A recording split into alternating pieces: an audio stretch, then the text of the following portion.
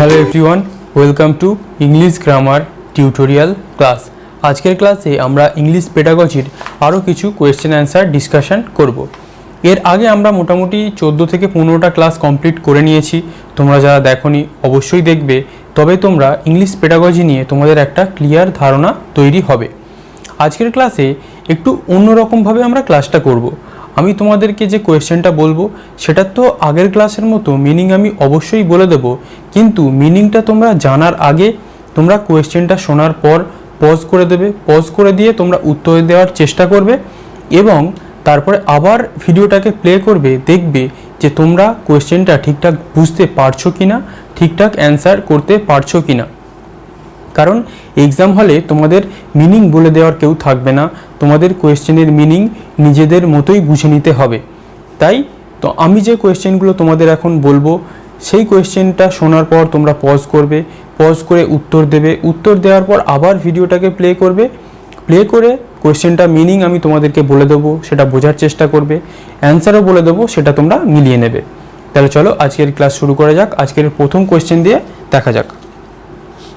প্রথম কোয়েশ্চেন কি বলছে, which of the following is an important stage in the writing process. Which of the following, এর মধ্যে কোনটা ইজ অ্যান ইম্পর্টেন্ট স্টেজ, একটা খুব গুরুত্বপূর্ণ পর্যায় ইন রাইটিং প্রসেস। রাইটিং প্রসেসে এর মধ্যে কোনটা একটা গুরুত্বপূর্ণ স্টেজ। দেখো, ফার্স্ট অপশান কি, মেমোরাইজেশন, মুখস্থ। ক্যালিগ্রাফি, ক্যালিগ্রাফি তোমরা সবাই জানো যে লেখার বিভিন্ন রকমের যে ধরন ক্যালিগ্রাফি আমরা শিখি সেটা। এডিটিং, বিভিন্ন রকমের এডিটিং। কম্প্রিহেনশন, যেটা আমরা বইতে পড়ি তার অ্যান্সার করি, যেগুলো তোমরা থাকে না সিন আনসিন প্যাসেজ, ওইগুলোকে বলে কম্প্রিহেনশন। তাহলে রাইটিং প্রসেসে এর মধ্যে কোনটা ইম্পর্টেন্ট স্টেজ, তোমরা উত্তর দেওয়ার চেষ্টা করো।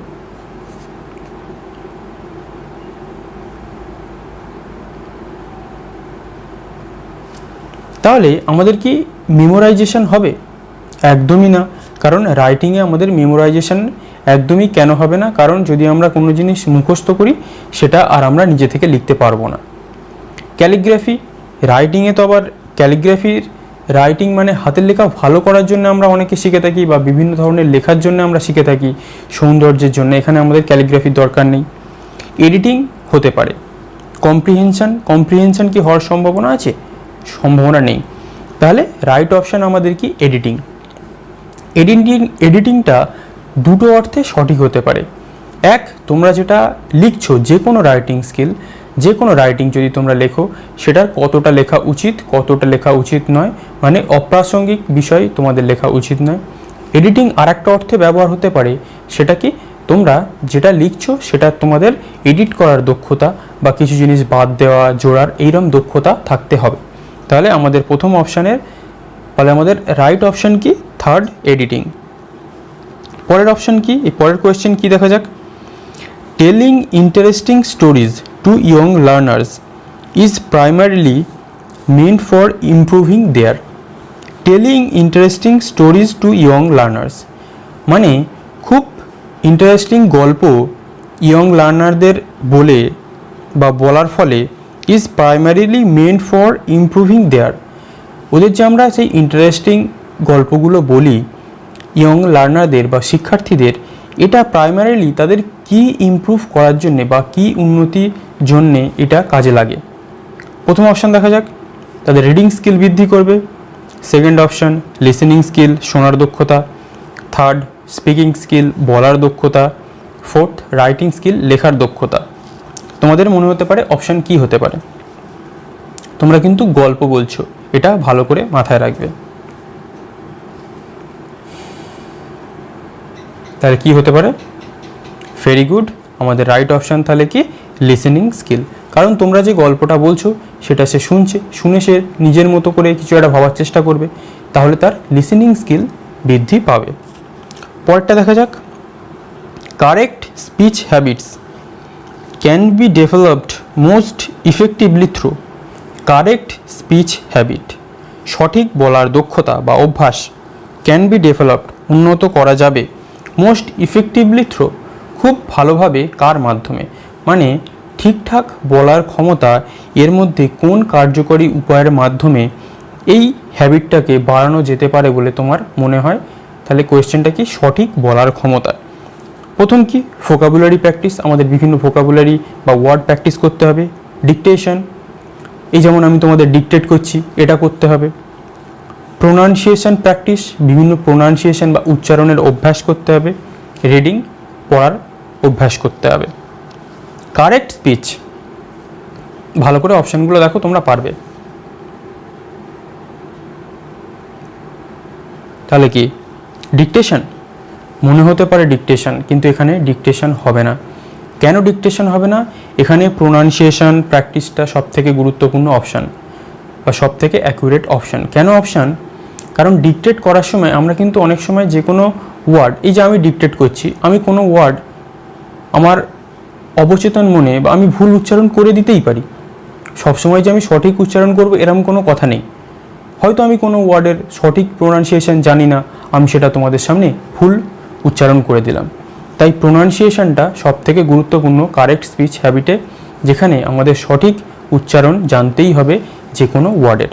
পরেরটা দেখা যাক। পরের কোয়েশ্চেন কি বলছে? Picture comprehension is useful to promote. Picture comprehension, মানে পিকচার যে কম্প্রিহেনশন বা যেগুলো তোমরা দেখবে 5, 6, 7, 8 ক্লাসের বই আছে, যেখানে বিভিন্ন প্রোজ থাকে বা পোয়েম থাকে, সেখানে কিছু ছবি দেওয়া থাকে। এটা ইজ ইউজফুল টু প্রমোট, এটা কি প্রমোট করতে সাহায্য করে? লিসেনিং স্কিল, তাদের শোনার দক্ষতা। সেকেন্ড, আর্টিস্টিক স্কিল, তাদের নান্দনিক দক্ষতা। স্পিকিং স্কিল, বলার দক্ষতা। লিটারারি স্কিল, সাহিত্যের দক্ষতা। এখানে কিন্তু তোমরা একটু ডিপলি ভাববে, কনফিউশন তৈরি হতে পারে।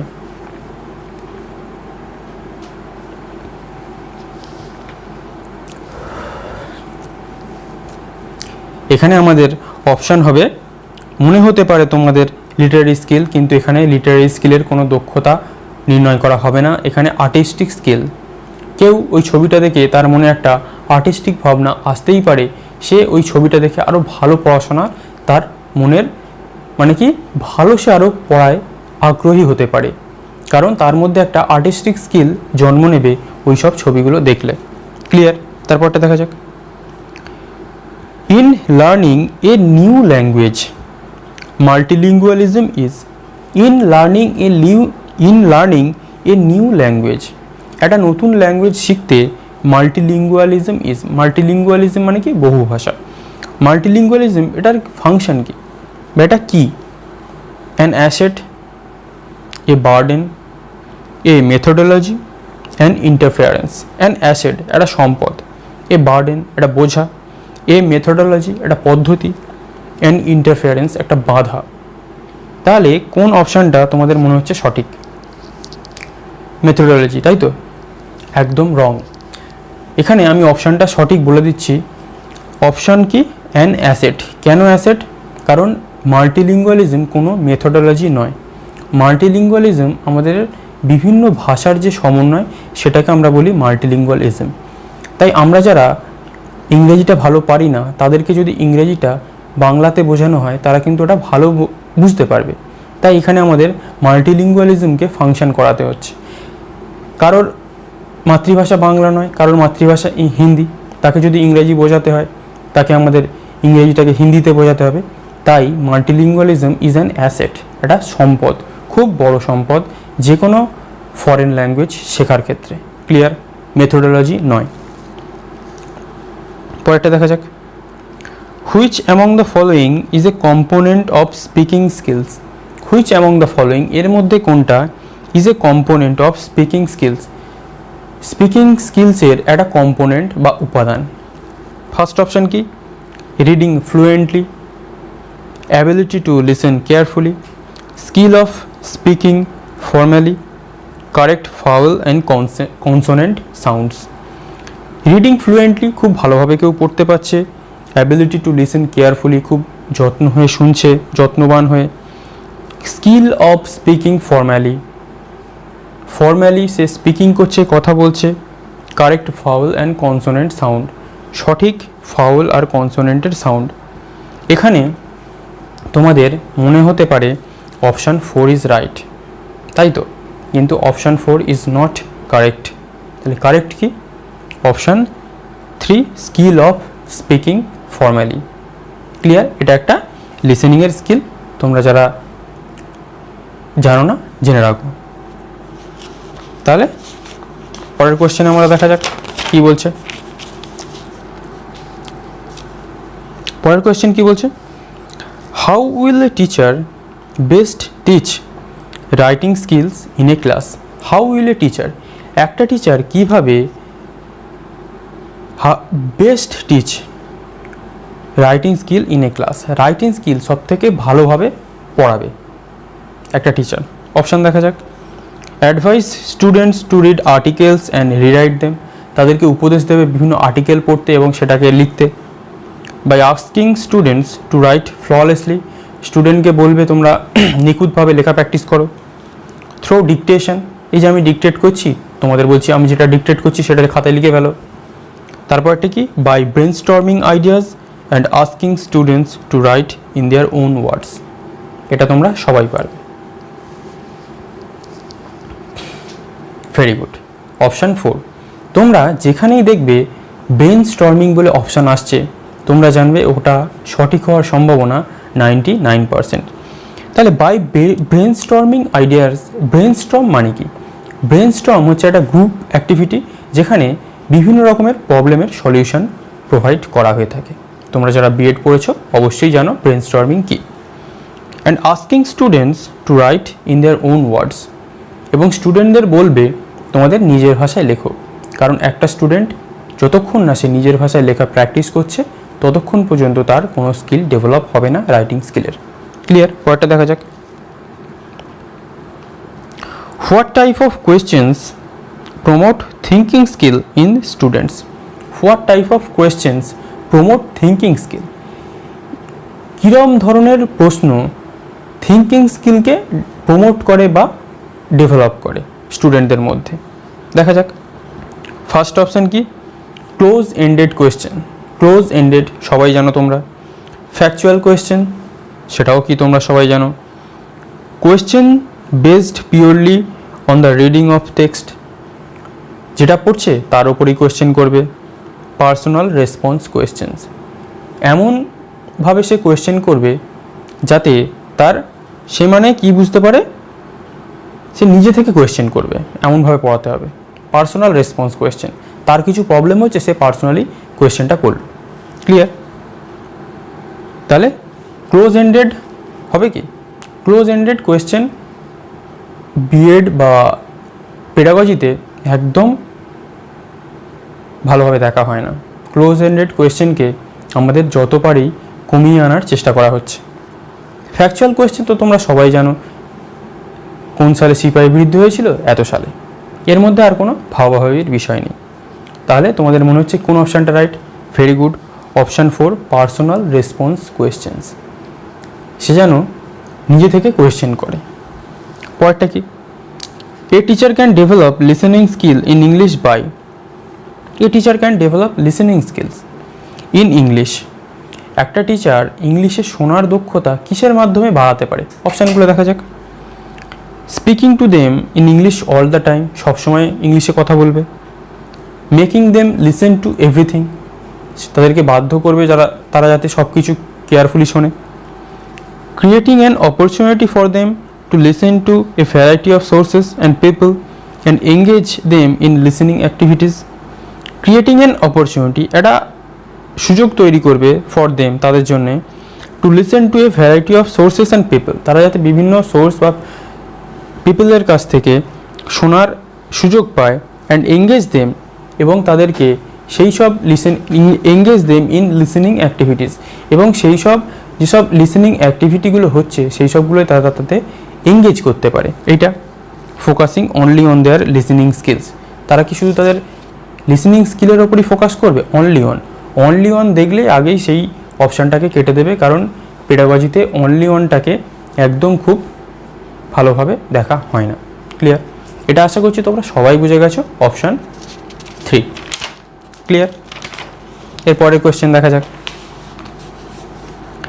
The purpose of rapid reading, the purpose of rapid reading is, rapid রিডিংয়ের উদ্দেশ্য কী? র্যাপিড রিডিং মানে কি? আমরা হু হু করে কোনো একটা জিনিস পড়ে গেলাম খুব তাড়াতাড়ি, ক্লিয়ার? ফর ইন্টারেস্ট, তার ভালো লাগছে তাই। সিকিং ইনফরমেশন, কোনো ইনফরমেশন খোঁজার জন্য। ফর স্পেসিফিক ডিটেলস, কোনো নির্দিষ্ট তথ্যের জন্যে। এক্সটেন্ডেড রিডিং, আরও পড়ার সময়টাকে বা আরও ভালো লাগছে পড়তে তার জন্য। অপশান তোমরা ভাবো। র্যাপিড রিডিং, আমরা র্যাপিড রিডিং কখন করি? পরীক্ষার আগে। কেন করি? For seeking information. কিছু কিছু জিনিস আমরা পরীক্ষার আগে ভুলে যাই, সেই জিনিসটা যাতে আমরা তাড়াতাড়ি খুঁজে পাই ইনফরমেশনটা, তাই জন্য আমরা র্যাপিড রিডিং করে যাই এবং সেই ছোট্ট ছোট্ট জিনিসগুলোকে আমরা মনে রেখে দিই, ক্লিয়ার? পরের কোয়েশ্চেন দেখা যাক। According to the observation in NCF 2005, NCF 2005-এর অবজারভেশন বা পর্যবেক্ষণ অনুযায়ী English is a dash language in India. English ভারতে কি language? First option second option global, third option foreign, fourth option first. তোমাদের এটা কনফিউশন হবেই হবে। কেন হবে? কারণ তোমরা কি জানো? English second language.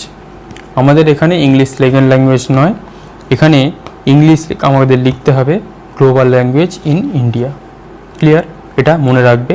যদি তোমাদের অপশান এসে যায় এরকম সেকেন্ড, ফার্স্ট, থার্ড, গ্লোবাল, তোমরা এখানে কোনো কনসেপ্ট নেই, এটা হচ্ছে ফ্যাকচুয়াল কোয়েশ্চেন, এটাকে আমরা গ্লোবালে টিক মারব, ক্লিয়ার?